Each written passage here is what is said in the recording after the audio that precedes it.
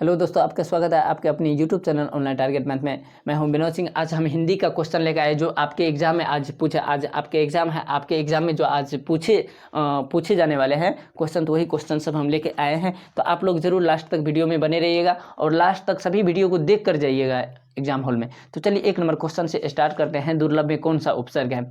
तो देखिए पहले उपसर्ग समझ लेते हैं। उपसर्ग क्या होता है कि जो पहले लगता है। उपसर्ग का मतलब होता है कि जो पहले लगता है, शब्द के पहले लगता है। तो ये शब्द है आपका, ये दुर्लभ या ये शब्द है। तो इसमें दुर्लभ में पहले कौन लगा है? देखिए पहले कौन लगा है तो दूर लगा हो, तो आंसर क्या हो जाएगा आपका? दूर हो जाएगा। आंसर क्या हो गया? दूर हो गया। चलिए दूसरा नंबर क्वेश्चन देख लेते हैं। दूसरा नंबर क्वेश्चन है, द्वितीय विश्व युद्ध में परमाणु डैश पर गिराया गया था। तो द्वितीय विश्व युद्ध में परमाणु बम जो गिराया गया था ये जापान पे गिराया गया था। कहाँ गिराया गया था? ये जापान पे गिराया गया था। किसने गिराया था? अमेरिका ने गिराया था। तो कहाँ गिराया गया था? ये जापान पे। ऑप्शन आपका ए हो गया, जापान। चलिए तीसरा नंबर क्वेश्चन है, बिस्मिल्लाह खां का संबंध है। बिस्मिल्लाह खां का संबंध किससे है? ये शहनाई वादक से है। इसमें कंफ्यूज नहीं कीजिएगा, ठीक है। ये शहनाई, बिस्मिल्लाह खां का संबंध किससे है? ये शहनाई वादक से है। चलिए 3 का आंसर हो गया डी, शहनाई वादक, ठीक है। चौथा नंबर क्वेश्चन है, मंगमा की बहू का क्या नाम है? मंगमा की बहू का नाम है नजम्मा। ऑप्शन आपका हो गया, ऑप्शन आपका क्या हो गया? ए।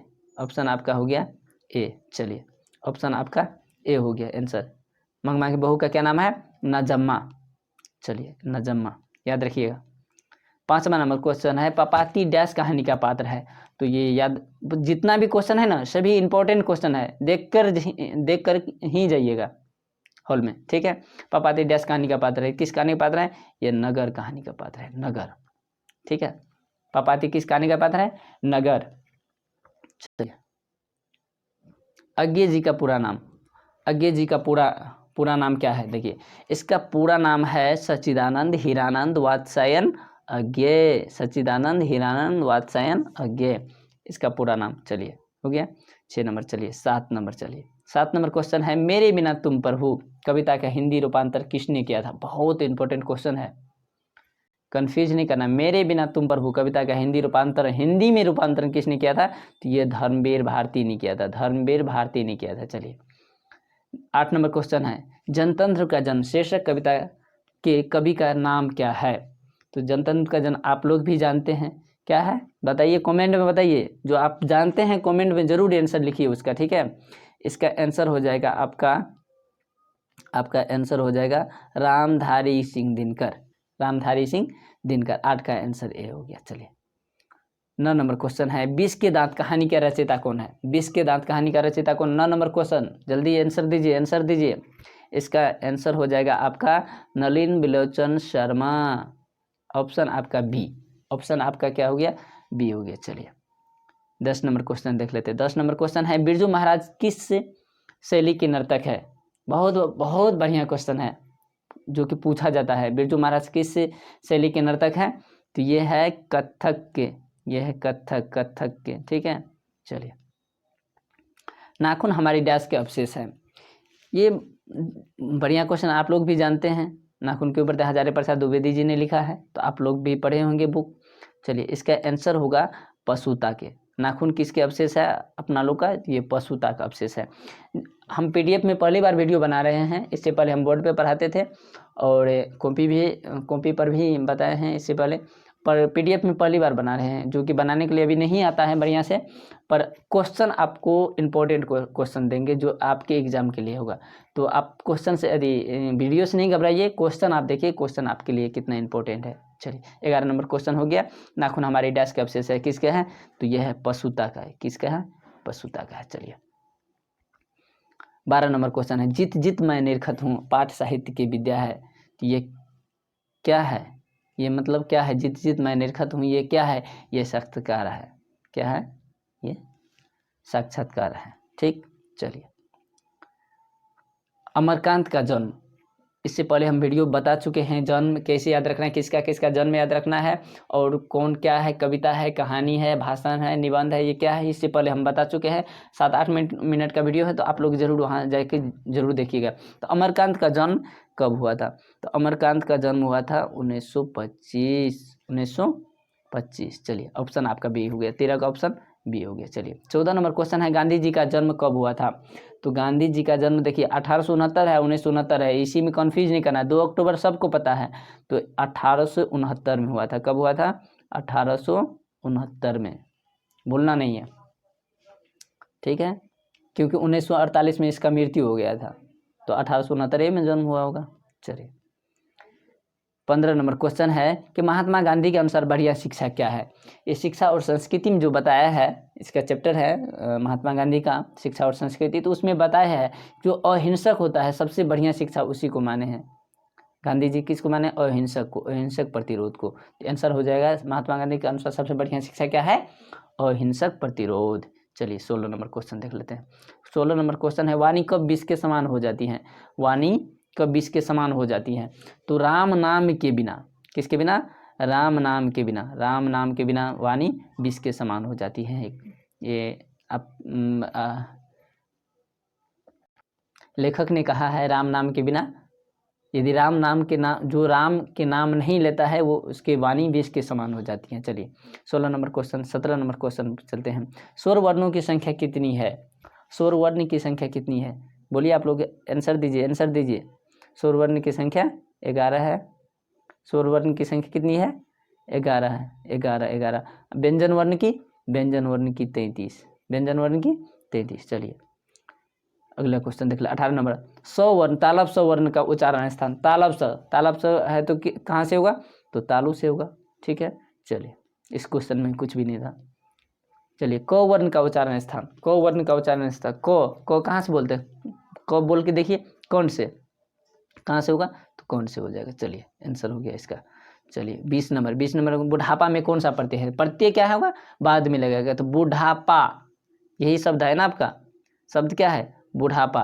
तो पा लास्ट में क्या है? पा है, तो आंसर आपका हो जाएगा पा। प्रत्यय मतलब बाद में, उपसर्ग मतलब पहले। चलिए 21 नंबर क्वेश्चन है कि सीता के बेटों ने सीता को कितने रुपये माहवारी खर्च देने का निर्णय लिया था? 3 बेटे था, तो बारी बारी से सभी पहले अपना अपना बारी बारी से रखने लगा, उसके बाद महानबारी कर दिया कि 50 रुपये का मंथली माँ को दिया जाए। तो ये कितना रुपया किया था? 50 रुपया। बहुत बढ़िया क्वेश्चन है, इसको भूलना नहीं है। चलिए 50 रुपये, इसका आंसर हो जाएगा आपका 50 रुपया। चलिए 21 के बाद 22 नंबर, बहुब्रीहि समास में क्या होता है? देखिए पद प्रधान नहीं होता है, इसके समान अर्थ को छोड़कर ये विशेष अर्थ को धारण करता है, वही होता है बहुब्रीहि समास। तो इसका कोई पद प्रधान नहीं होता। आंसर हो गया आपका डी, कोई पद प्रधान नहीं होता। चलिए 22 नंबर, 23 नंबर क्वेश्चन देख लेते हैं। खोखा का दूसरा नाम क्या था? खोखा, खोखा विष के दांत से, विष के दांत में खोखा, विष के दांत, कासू उसी का नाम था, कासू, कासू उसी का नाम था जो मदन ने तोड़ दिया था दांत उसका, ठीक है। चलिए इसका नाम, दूसरा खोखा का दूसरा नाम क्या है? कासू। क्या बनना चाहता था कासू? कासू क्या बने? इंजीनियर। चलिए 24 नंबर क्वेश्चन है कि झुंड कौन सी संज्ञा है? संज्ञा तो जानते हैं आप, तो संज्ञा, तो झुंड कौन सा संज्ञा है? तो झुंड मतलब हो गया एक समूह, किसी का समूह। झुंड का मतलब किसी, कोई चीज का समूह, झुंड तो समूहवाचक। ये क्या होगा इसका आंसर? इसका आंसर हो जाएगा समूहवाचक। झुंड क्या होगा? समूहवाचक होगा। चलिए उसके बाद अब 25 नंबर क्वेश्चन देख लेते हैं। 25 नंबर क्वेश्चन है, गंगा कौन सी संज्ञा है? देखिए तो संज्ञा कौन सी संज्ञा है गंगा? तो देखिए गंगा जो है नाम है, तो नाम होगा तो क्या होगा? व्यक्तिवाचक संज्ञा होगा। नाम होगा तो क्या होगा? नाम होगा तो व्यक्तिवाचक संज्ञा होगा। चलिए तो ये इसका आंसर हो गया आपका व्यक्तिवाचक, व्यक्तिवाचक। चलिए आंसर हो गया आपका सी। चलिए 26 नंबर क्वेश्चन नहीं है, मिस से गलती से छूट गया। चलिए 27 नंबर क्वेश्चन देख लेते हैं। 27 नंबर क्वेश्चन है, त्रिनेत्र कौन सा समास है? त्रिनेत्र में कौन सा? कंफ्यूज करने वाला क्वेश्चन है त्रिनेत्र में। अब आप लगाइएगा कि इसमें आप क्या लगाइएगा त्रिनेत्र में, इसमें ऑप्शन भी नहीं है। बहुब्रीहि रहता तो आप कंफ्यूज कर जाते हैं, बहुब्रीहि नहीं है, तो एक ही आपका ऑप्शन में रहेगा, द्वंद या द्वंद रहेगा या बहुब्रीहि रहेगा। तो त्रिनेत्र वैसे 3 नेत्र जिसमें संख्या का बोध हो, पहला अंक यदि संख्या का बोध हो तो वो क्या होता है? द्वंद समास होता है, सॉरी द्विगु समास होता है। त्रिनेत्र कौन सा समास है? तो द्विगु समास होगा। और द्वंद्व क्या होगा? जैसे कि माता पिता, जैसे कि माता हो गया, माता पिता हो गया। उसके बाद भाई बहन हो गया, उसके बाद भाई बहन हो गया, उसके बाद इधर उधर हो गया, जल्दी जल्दी, धीरे धीरे हो गया। ये सब क्या है? द्वंद्व समास है। और जितना संख्या, जिस शब्द में यदि संख्या का बोध हो या अंक का बोध हो तो वो क्या होगा? द्विगु समास होगा, द्विगु समास। तो ये होगा आपका द्विगु समास। ठीक है, जैसे चौराहा, तो 4 आया शुरू में, संख्या आया 4, तो 4 होगा तो क्या होगा? द्विगु हो जाएगा। त्रिनेत्र 3 आया तो क्या होगा? द्विगु हो जाएगा। चलिए अगले क्वेश्चन पर बढ़ते हैं। चलिए 28 नंबर क्वेश्चन देखते हैं। स्वागत का संधि विच्छेद क्या है? क्वेश्चन बहुत बढ़िया आप लोग के लिए हैं, जो कि एग्जाम में पूछा जाएगा, तो आप लोग लास्ट तक जरूर देख के जाइएगा। चलिए, स्वागत का संधि विच्छेद क्या होगा? तो स्वागत का क्या होगा? संधि विच्छेद बनाइए, आप लोग बनाइए। संधि विच्छेद क्या होगा? स्वागत का, स्वागत और कमेंट कीजिए। सुजोर आगत, स्वागत का क्या होता है? सुजोर आगत। ऑप्शन आपका हो गया डी। चलिए 29 नंबर क्वेश्चन बनाइए आप लोग। 29 नंबर क्वेश्चन है, देवेश का संधि विच्छेद क्या होगा? देवेश का संधि विच्छेद क्या होगा? बनाइए। देवेश का संधि विच्छेद क्या है? बनाइए, इसका संधि विच्छेद बनाइए, जल्दी कमेंट कीजिए, कमेंट। 29 नंबर देव जोर ईश, दुर्गाई है या हर्षाई है? तो यहाँ होगा दुर्गाई होगा, आपका ऑप्शन ए हो जाएगा। ठीक है, देव जोर ईश। ठीक है, देवेश। चलिए 30 नंबर क्वेश्चन है कि मनोहर का संधि विच्छेद क्या है? मनोहर ये विसर्ग संधि है। मनोहर हर, तो ये आपका ऑप्शन किस में है? देखिए ऑप्शन आपका सी, आपका ऑप्शन सी हो जाएगा। ठीक है, ऑप्शन आपका सी हो जाएगा। बढ़िया से लगा देते हैं। चलिए ऑप्शन आपका सी हो गया। चलिए 31 नंबर क्वेश्चन है, प्रत्यय का संधि विच्छेद क्या है? प्रत्यय का संधि विच्छेद पूछा है। प्रत्यय का संधि विच्छेद क्या है? बनाइए। 31 नंबर क्वेश्चन बनाइए। 31 नंबर क्वेश्चन क्या होगा? प्रतिजोर अय, प्रतिजोर अय। ऑप्शन आपका बी हो गया। 31 का ऑप्शन आपका बी हो गया आंसर। चलिए 32 नंबर क्वेश्चन देख लेते हैं। पुल्लिंग शब्द को चुने, पुल्लिंग शब्द इसको चुनिए।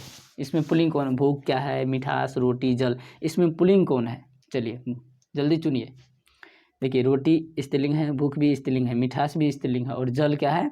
जल एक पुल्लिंग शब्द है। तो इसका आंसर हो जाएगा जल हो जाएगा इसका आंसर। चलिए आपका आंसर हो गया डी। 32 का आंसर डी हो गया। चलिए 33 नंबर देखिए, सबसे बढ़िया क्वेश्चन है। स्त्रीलिंग शब्द को चुने। इसमें देखिए स्त्रीलिंग शब्द आपको कैसे पता चलेगा? देखिए घी क्या है? घी है, पुल्लिंग है। दही पुल्लिंग है, मोती पुल्लिंग है। तीनों की याद रखना, घी, दही, मोती, तीनों क्या है? पुल्लिंग है। आंसर आपका क्या होगा? तो मिठास हो जाएगा। स्त्रीलिंग पूछ रहा है तो आंसर हो जाएगा आपका मिठास। चलिए ऑप्शन आपका डी हो गया। स्त्रीलिंग शब्द को चुने तो क्या होगा इसमें? स्त्रीलिंग शब्द मिठास स्त्रीलिंग है। चलिए 34 नंबर क्वेश्चन है, लंबोदर चतुर्भुज। लंबोदर और चतुर्भुज कौन सा समास है? देखिए लंबोदर और चतुर्भुज आप लगाइएगा कि द्विगु समास भी हो सकता है, पर द्विगु समास नहीं होगा। क्यों नहीं होगा? चतुर्भुज देखिए 4 आया, पर 4 आया इसमें देखिए समान अर्थ को छोड़कर विशेष अर्थ धारण कर रहा है कि चतुर्भुज जिसके 4 भुजा हो, जैसे विष्णु जी, तो क्या विशेष अर्थ धारण किया ना? जिसके 4 भुजा हो तो ये क्या होगा? विशेष अर्थ धारण किया। जैसे लंबोदर, लंबा है उदर जिसका, जैसे गणेश जी लंबा है उदर, मतलब जिसका उधर लंबा हो तो कौन होगा? गणेश जी। जैसे चतुर्भुज, 4 भुज जिसका 4 भुज हो, मतलब 4 हाथ हो, 4 हाथ विष्णु जी, तो ये हो गया कौन? बहुव्रीहि समास। यानी कि जो विशेष अर्थ धारण करेगा वो होगा बहुव्रीहि समास। तो आपका आंसर हो गया इसका बहुव्रीहि समास। जैसे चंद्रशेखर है, जिसके शिखर पे चंद्र हो तो कौन होगा? बहुव्रीहि समास होगा। तो इस तरह से आपको बनाना है। चलिए अगला क्वेश्चन देख लेते हैं। 35 नंबर को गौरी शंकर कौन सा समास है? इससे पहले बताए थे कि जैसे माता पिता, गौरी शंकर, इधर उधर, साथ साथ, ये सब क्या होगा? ये सब होगा द्वंद्व समास होगा। क्या होगा? ये सब द्वंद्व समास हो जाएगा। ये सब द्वंद्व समास। संख्यावाचक आया तो द्विगु समास। देखिए इसमें दो आएगा यदि समान संख्या सेम, जैसे साथ साथ, इधर उधर, माता पिता, दो वाला तो दो गो वाला होगा ये दो। देखिए ना इसमें दो बार है द्वंद्व। जो मतलब संख्या आया तो वो हो जाएगा आपका द्विगु। ठीक है, तो इसका आंसर क्या है? गौरीशंकर का कौन समास होगा? तो ये होगा द्वंद्व समास। ठीक है, ऑप्शन आपका हो गया बी। ऑप्शन आपका हो गया 35 का ऑप्शन हो गया आपका बी। चलिए 36 नंबर क्वेश्चन देख लेते हैं। 36 का निम्न में से ने समास कौन सा है? ने समास, ने समास मतलब जो नए का अर्थ मतलब अर्थ आता हो उसमें, तो वो होगा ने समास। जैसे कि अ शुरू में आ गया लगभग में, तो अधिकांश होगा कि ने समास होगा। पर देखिए अठन्नी है, तो अठन्नी मतलब वो संख्या का बोध कर रहा है, तो ये नहीं होगा। अठन्नी क्या कर रहा है? संख्या का बोध कर रहा है, तो ये नहीं होगा। और अनजान, देखिए अनजान, और मतलब नहीं जान, जिसको हम नहीं जानते, ने समास मतलब नहीं, तो अनजान में आता है ना। देखिए अ का मतलब नहीं का अर्थ आ रहा है यहाँ, तो ये होगा नहीं समास होगा। पर अठन्नी में देखिए, अठन्नी आप पैसा आप जानते हैं अठन्नी, तो ये संख्या का बोध हो गया, तो ये नहीं होगा, अनजान होगा। इसका आंसर हो जाएगा आपका अनजान। समझ गए? ने समास जिसमें नहीं का बोध होता हो, जैसे अनजान, हम नहीं जानते हैं, अनजान है, तो नहीं का बोध आया, तो ये हो जाएगा ने समास। चलिए 37 नंबर क्वेश्चन देखिए, भारत से हम क्या सीखे, ये क्या है? चलिए भारत से हम क्या सीखे, ये क्या है? क्वेश्चन जल्दी बताइए, जल्दी बताइए। इससे पहले हम बताए हैं, अगले वीडियो में हम बता चुके हैं। ये क्या है? ये एक भाषण है। भारत से हम क्या सीखे, भारत, भाव से भारत, भाव से भाषण। भारत से हम क्या सीखे, भारत से हम क्या सीखे, तो ये भाषण है। क्या है ये? एक भाषण। चलिए 39 नंबर क्वेश्चन 38 नंबर क्वेश्चन देख लेते हैं। मैक्स मुलर को वेदांतियों का वेदांती किसने कहा? बहुत जबरदस्त क्वेश्चन है, किसने कहा है? 38 का क्वेश्चन देखिए, मैक्स मुलर को वेदांतियों का भी वेदांती किसने कहा है? ये कहा है स्वामी विवेकानंद ने। किसने कहा है? क्वेश्चन याद रखना है, आंसर आपको याद रखना है। आप एग्जाम दे के आइए, उसके बाद भूल जाइएगा, पर एग्जाम तक आपको याद रखना है। चलिए, लेखक अपने पिता से मछली क्यों मांगना चाहता था? बोलिए, जल्दी जवाब दीजिए। क्योंकि कुएं में पालने के लिए पालना चाहता था मछली को, उसको अच्छा लगता था खेलने में। चलिए इसका आंसर हो जाएगा कुएं में पालने के लिए। चलिए 39 का ऑप्शन हो गया आपका बी। 40 नंबर क्वेश्चन देख लीजिए। 40 नंबर क्वेश्चन है, माँ कहानी किस लेखक द्वारा रचित है? माँ कहानी किस लेखक द्वारा रचित है? तो बोलिए, आंसर बोलिए आप लोग। 40 का ये है ईश्वर पेटलीकर। चलिए इसका आंसर हो जाएगा सी। 41 का आंसर देखिए, आंसर बोलिए। लक्ष्मी डैश कहानी की केंद्रीय पात्र है? यह है ढहते विश्वास। किसका है? यह है ढहते विश्वास। आंसर आपका हो जाएगा ए। 41 का आंसर ए। चलिए 42 का देखिए, मंगू को लोग कहाँ भर्ती कराने के लिए सलाह देते थे? बहुत बढ़िया क्वेश्चन है। कहाँ देते थे? ये अस्पताल में, बाजार के अस्पताल में मंगू को लोग कहाँ भर्ती कराने की सलाह देते थे? तो अस्पताल में। आंसर आपका हो जाएगा डी। चलिए 43 नंबर क्वेश्चन देखिए, क्या है कि बाबा साहेब भीमराव अम्बेडकर का जन्म किस राज्य में हुआ? किस राज्य में हुआ था? बोलिए 43 का। ये हुआ था मध्य प्रदेश। आंसर हो जाएगा बी। चलिए 44 का, रामधारी सिंह दिनकर का जन्म डैश जिले में हुआ? बिहार में हुआ था। किस जिले में हुआ था? तो बेगूसराय जिला में हुआ था। कहाँ हुआ था? बेगूसराय जिला में हुआ था। चलिए 45 में कविता नहीं है, इसमें कौन कविता नहीं है? देखिए अक्षर ज्ञान कविता है। अक्षर ज्ञान क्या है? ये भी कविता है, ये भी कविता। हमारी नींद भी कविता है। शिक्षा और संस्कृति ये कविता नहीं है। तो आपका आंसर क्या हो जाएगा? शिक्षा और संस्कृति। ऑप्शन आपका डी हो गया आंसर। चलिए 46 नंबर क्वेश्चन है, आकाश का विपरीतार्थ शब्द। आकाश का विपरीतार्थ मतलब, पहले विपरीतार्थ समझ लेते हैं। देखिए विपरीतार्थ का मतलब होता है कि उल्टा। विपरीतार्थ मतलब उल्टा। तो आकाश का क्या है? उल्टा क्या होगा? पाताल हो जाएगा, आंसर क्या हो जाएगा, पाताल हो जाएगा। ऑप्शन आपका ए हो गया, ऑप्शन आपका ए हो गया। ठीक है, चलिए 47 नंबर क्वेश्चन देख लेते हैं। अग्नि का पर्यायवाची शब्द क्या होगा? अग्नि का पर्यायवाची शब्द, अग्नि का पर्यायवाची, पहले पर्यायवाची समझ लेते हैं। पर्यायवाची मतलब क्या होता है? उसी का दूसरा नाम, उसी का दूसरा नाम, उसी को हम लोग पर्यायवाची बोलते हैं। देखिए पंकज का कमल होता है, पर्यायवाची क्या होता है? इसका कमल होता है। और नग का पर्वत होता है, नग का पर्वत होता है। और अंबर का क्या होता है? कपड़ा होता है, अंबर का मतलब कपड़ा होता है। और पावक का होता है अग्नि, अग्नि का विपरीतार्थ, पर्यायवाची क्या हो गया? पर्यायवाची हो गया पावक, आंसर आपका हो गया पावक। अग्नि का पर्यायवाची शब्द क्या होगा? पावक। पंकज किसका होता है? कमल का होता है, ठीक है। नग किसका? पर्वत का होता है। अंबर और किसका होता है? कपड़ा का होता है। तो इसमें आप 4 ऑब्जेक्टिव याद रख सकते हैं। चलिए 48 नंबर क्वेश्चन देख लेते हैं। पगड़ी कौन सा शब्द है? पगड़ी कौन सा शब्द है? देशज, विदेशज, तत्सम या तद्भव? तो पगड़ी अपना लोग का देशज शब्द है, देसी शब्द है। तो ये इसका आंसर हो जाएगा क्या? आंसर आपका हो जाएगा देशज। चलिए 49 नंबर क्वेश्चन देख लेते हैं।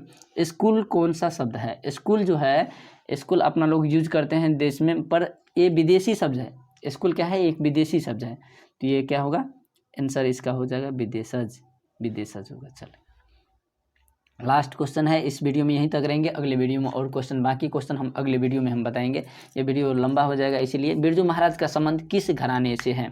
बिरजू महाराज का संबंध किस घराने से है? सही है। चलिए तो किस घराने से है, तो आप लोग आंसर दीजिए कमेंट में, आप लोग ज़रूर बताइएगा इस क्वेश्चन को। हम फिर भी हम बता देते हैं क्योंकि बढ़िया क्वेश्चन है, इसलिए बता देते हैं। तो ये है लखनऊ से, किस घराने से है? ये है लखनऊ से, ठीक है। कहाँ से है? लखनऊ से है। चलिए आंसर आपका हो गया ये लखनऊ, आंसर आपका ए। बिरजू महाराज का संबंध किस घराने से है? लखनऊ से। तो चलिए हम इस वीडियो में यहीं तक। यदि अच्छा लगा है तो वीडियो को लाइक और चैनल को सब्सक्राइब करके जाइएगा, क्योंकि हम इसी तरह का वीडियो आगे भी बताएंगे और इसका आंसर भी बताएंगे। अब आपका यदि क्वेश्चन आएगा तो कौन सा क्वेश्चन का आंसर भी सही हम बताएंगे, थोड़ा सा लेट से ही पर सही से बताएंगे, दोनों सीटिंग का, और हिंदी और संस्कृत दोनों का बताएंगे। चलिए तो इस वीडियो में यहीं तक रहते हैं, तब तक के लिए जय हिंद।